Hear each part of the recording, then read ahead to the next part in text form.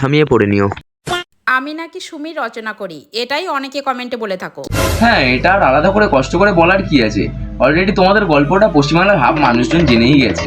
তোমরা তো সবাই জানো সুমির সন্ন্যাসে নেমে যাবে।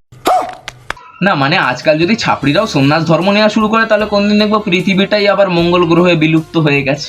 সঠিক বলেছেন। আর এরা মা মেয়ে দুই ছাপড়ি তো এখানে, চলো দেখি এদের বাড়ির পোষা ভেড়াটা কোথায় একটুখানি দেখে আসি। এত ভালোবাসা কোথায় আর রাখবো বুঝতেই পারছি না। কেন, গাদার গাঁড় তো খোলাই রয়েছে, ওখানেই না হয় রেখো।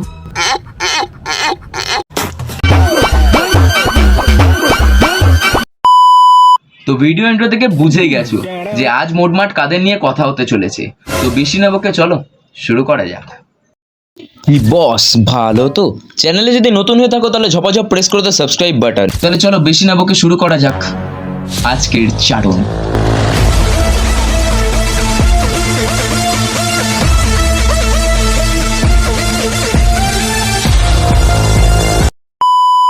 রামায়ণের পাতা শেষ করা গেলেও এদের বইয়ের শেষ বলে নেই কোনো চ্যাপ্টার।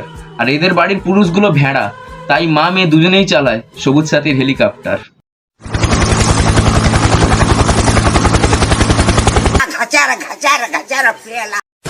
দেখতে দেখতে আমাদের বিয়ে হয়েছে 24 বছর হয়ে গেল। না মানে 24টা বছর হয়ে গেছে বুঝলাম, কিন্তু কাকাকে দেখে মনে হচ্ছে বাঁশবাগানে ফাটা বাঁশের ফাঁকে কাকা সুপুরি দুটো গিয়ে আর আটকে গেছে। আর পারমিশন দিলে না হয় বলো, আমি এই জিনিসটা নিয়ে যাচ্ছি তোমার সুপুরিগুলো ছাড়াতে। এই বয়সে আমি এরকম ড্রেস কেন পরেছি? শুধুমাত্র একই রকম কমেন্ট আমার সামনে ঘোরাঘুরি করছে। मैं गाली नहीं दे सकता, फैमिली देखती है, वरना मैं ऐसे गाली दूं।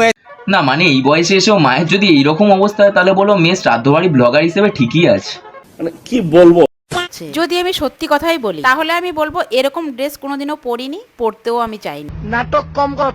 হ্যাঁ হ্যাঁ, আসলে কাকিমা ওরকম ড্রেস পরতে চাইনি, কাকা বাড়িতে নতুন একটা বউ আনার ব্যবস্থা করছিল তো সেজন্যই পরেছে।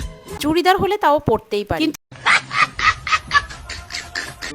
না মানে প্রথমে দেখে ভেবেছিলাম কাকা বোধহয় আনন্দে হাসছে, কিন্তু এখন বুঝতে পারছি যে কাকা ভিডিও ভিউজ পাওয়ার জন্য মা এবং মেয়ের চাপে পড়ে হাসছে। আর কাকার হাসিটা না ঠিক ওই পাঁঠার হাসির মতোই লাগছে।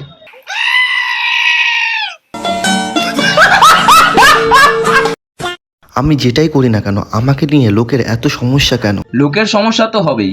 কেউ যদি নিজের বাড়ি ঘর তো ছেড়ে দিয়ে দিনের পর দিন গিয়ে গার্লফ্রেন্ডের বাড়িতে উঠে বসে থাকে তাহলে শুধু লোকের কেন, কয়েকদিন বাদে দেখবো যে যাদের বাড়ি গিয়ে উঠে বসে আছে তাদেরও পর্যন্ত সমস্যার সৃষ্টি হচ্ছে। সঠিক বলেছেন। সুমি দীঘাতে ঘুরতে গেছে আমাকে না নিয়ে। তুমি আর বলেছিলাম না যে কোনো জিনিসটা অতিরিক্ত হলে সেই জিনিসটা শেষ হতে খুব বেশি দিন সময় লাগে না। আজকে হঠাৎ করে আমি আবার রান্না করতে গেলাম কেন? তাই আমি সুমিকে বললাম সবার জন্য খিচুড়ি প্রসাদটা আমি রান্না করব। আর এবার থেকে তোর দ্বারা ওটাই হবে। পুজোর খিচুড়ি ভোগ রান্না করতে করতে কোন দিন দেখবো আবার ব্লগ বানাচ্ছে। হ্যালো গাইস, আজ সুমির বিয়ে, তাই রান্নার পুরো দায়িত্বটাই আমার। তখন নিজেই বুঝবি যে কত ধানে কত চাল। বিয়ের আগে থেকে গার্লফ্রেন্ডের বাড়িতে এসে উঠে থাকার কি মজা। আর এদের মা মেয়ের যদি ছাপড়িগিরি এখনো না বন্ধ হয় তাহলে বলবো পরের ভিডিও নিয়ে আসছি খুব তাড়াতাড়ি পার্ট 2। সো ভিডিও আজ পর্যন্ত এতটাই। যদি ভালো লেগে থাকে তাহলে লাইক কমেন্ট আর সাবস্ক্রাইব করো, আর পাশে থাকা বেল আইকনটিকে টাং করে বাজিয়ে দিও। তোমাদের সাথে দেখা হবে পরের একটা ঝাঁকানাকা ভিডিওতে। আপাতত টাটা বাই।